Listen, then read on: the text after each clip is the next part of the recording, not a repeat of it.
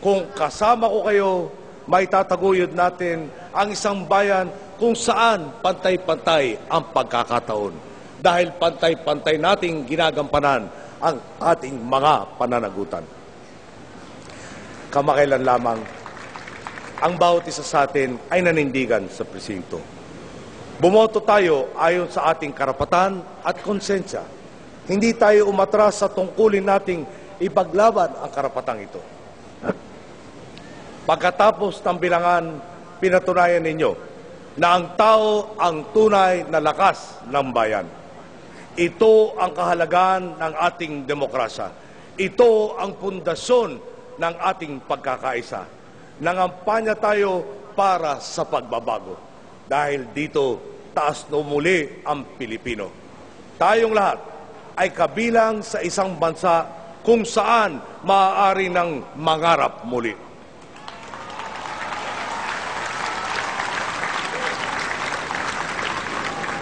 To our friends and neighbors around the world, we are ready to take our place as a reliable member of the community of nations. A nation serious about its commitments and which harmonizes its national interests with its international responsibilities. We will be a predictable and consistent place for investment. A nation where everyone will say it all works. Inaanyayahan ko kayo ngayon na manumpa sa ating mga sarili. Sa sambayanan, walang maiiwan. Walang pag-iibang bayan at gastusan na walang wastong dahilan. Walang pagtalikod sa mga salitang binitawan noong kampanya ngayon at hanggang sa mga susunod pang pagsubok na pagdadaanan sa loob ng 6 na taon. Walang lamangan, walang padrino at walang pagnanakaw.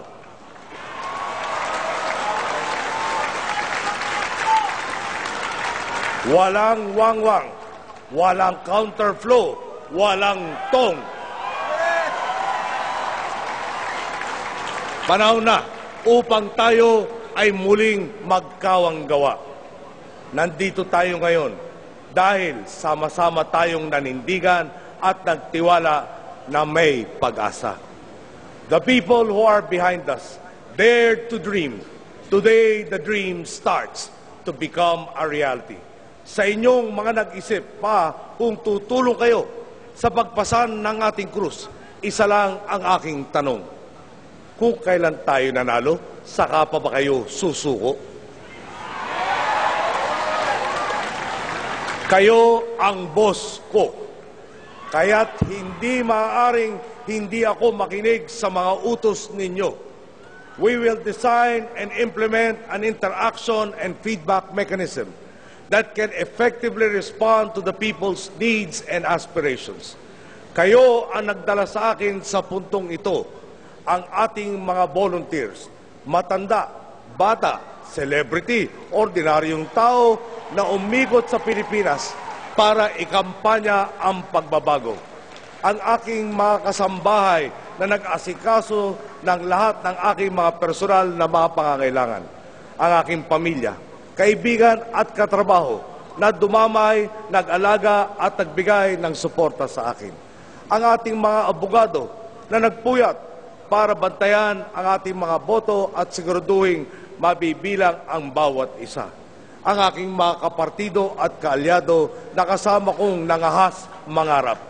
At ang milyong-milyong Pilipinong nagkaisa, nagtiwala at hindi nawalan ng pag-asa. Nasa inyo ang taus-pusong pasasalamat.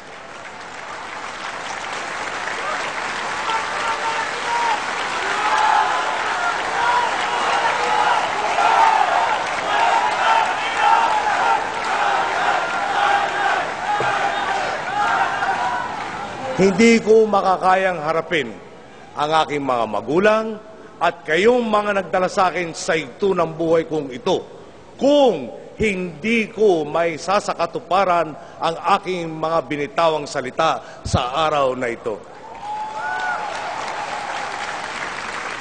My parents sought nothing less and died for nothing less than democracy, peace, and prosperity.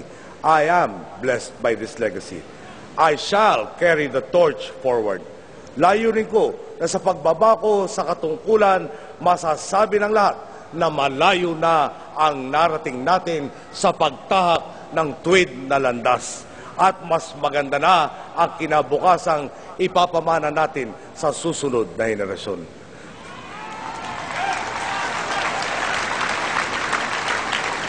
Samahan ninyo ako sa pagtatapos ng labang ito.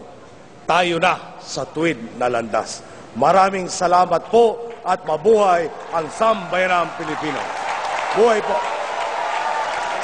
Maraming salamat sa ating bagong Pangulo, Benigno Noynoy Aquino III.